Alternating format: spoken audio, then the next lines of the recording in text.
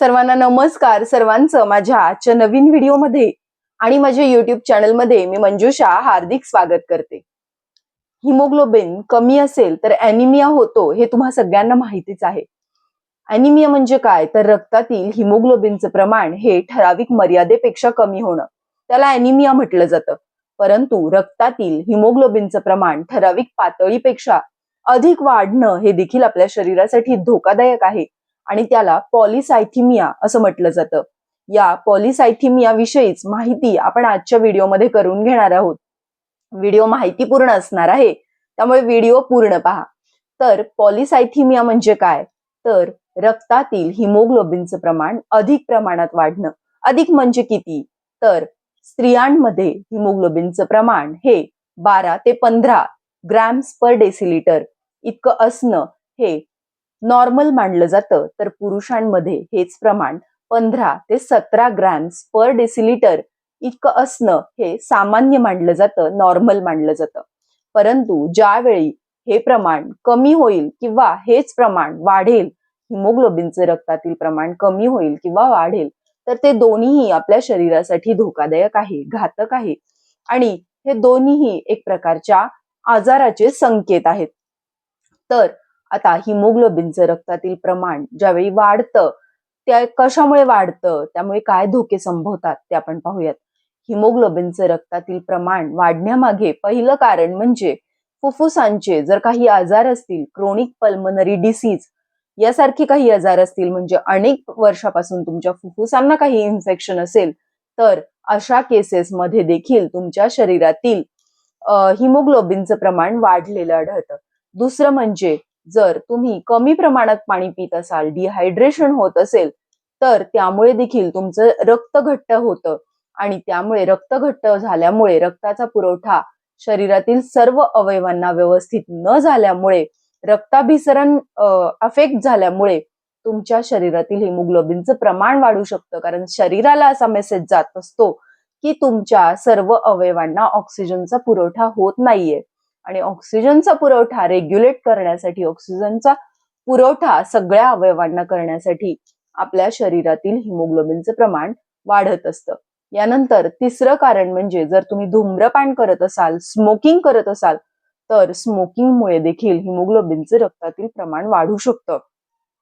Smoking मध्ये carbon monoxide या वायूचा आपल्या शरीराशी संपर्क येतो आणि कार्बन मोनॉक्साईडचं प्रमाण वाढल्यामुळे ऑक्सिजनचं प्रमाण शरीरातील कमी होत जातं आणि ऑक्सिजनचं प्रमाण बॅलन्स करण्यासाठी आपलं शरीर अधिक प्रमाणात हिमोग्लोबिनची निर्मिती करत असतं. हे कारण असू शकतं. यानंतर जर तुम्ही उंच भागात, हाय अल्टिट्यूड्स मध्ये राहत असाल, तर उंच प्रदेशांमध्ये देखील हवेतील ऑक्सिजनचं प्रमाण कमी असतं आणि या हवेतील कमी ऑक्सिजनशी कोप अप करण्यासाठी, तो बॅलन्स साधण्यासाठी आपलं शरीर अधिक प्रमाणात हिमोग्लोबिनची निर्मिती करत असतं.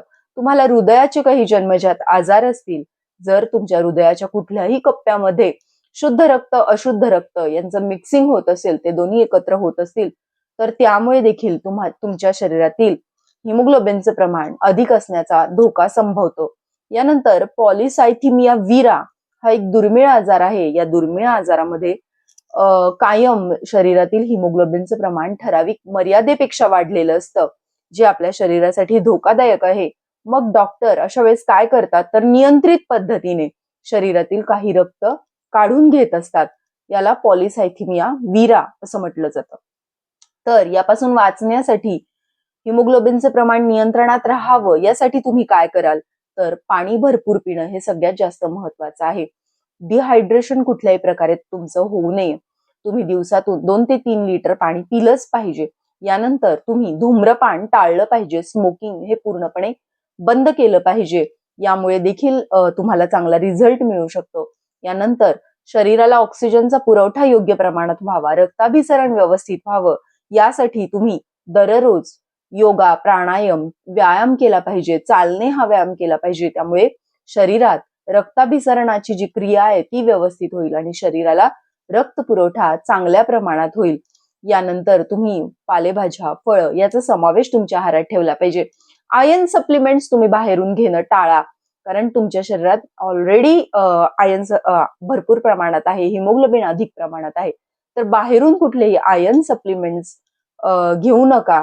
यानंतर तुम्ही जर तुमच्या शरीरातील कुठले काही आजार असतील, म्हणजे तुमच्या फुफ्फुसांची, हृदयाची योग्य प्रकारे तपासणी करून घेतली, त्यात काही दोष असेल, तो दोष दूर केलात तरी देखील तुमचा हा प्रॉब्लेम सॉल्व्ह होऊ शकतो. नवजात बालकं जी असतात, जन्मलेली बाळं असतात, त्यांच्यामध्ये पहिल्या 2 आठवड्यांमध्ये हिमोग्लोबिनचं प्रमाण हे जास्तच असतं.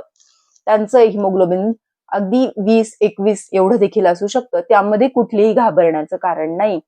हिमोग्लोबिनचं प्रमाण रक्तात जास्त असेल तर काय होऊ शकतं? हिमोग्लोबिनचं प्रमाण रक्तात जास्त असेल तर रक्ताची गुठळी होण्याचा धोका संभवतो, ब्लड क्लॉट होण्याचा धोका संभवतो आणि आपल्या शरीरात कुठे जरी एखादा जरी ब्लड क्लॉट झालं तरी स्ट्रोकचा धोका असतो.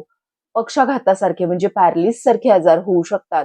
त्यामुळे रक्ताची गुठळी टाळणं आणि रक्ताभिसरण व्यवस्थित ठेवणं हे आपल्या शरीरासाठी अतिशय महत्वाचं आहे आणि त्यासाठी आपलं हिमोग्लोबिन हे नियंत्रणात असणं, म्हणजे ठराविक मर्यादेमध्ये, ठराविक पातळीपर्यंतच असणे हे देखील अतिशय महत्वाचं आहे. त्यामुळे रक्तातील हिमोग्लोबिनचं प्रमाण वाढलेलं असेल तर दुर्लक्ष करू नका, वेळीच त्याच्यावर उपाय करा आणि आजारांपासून दूर राहा. अशीच उपयुक्त माहिती मी माझ्या व्हिडिओमधून दररोज घेऊन येत असते.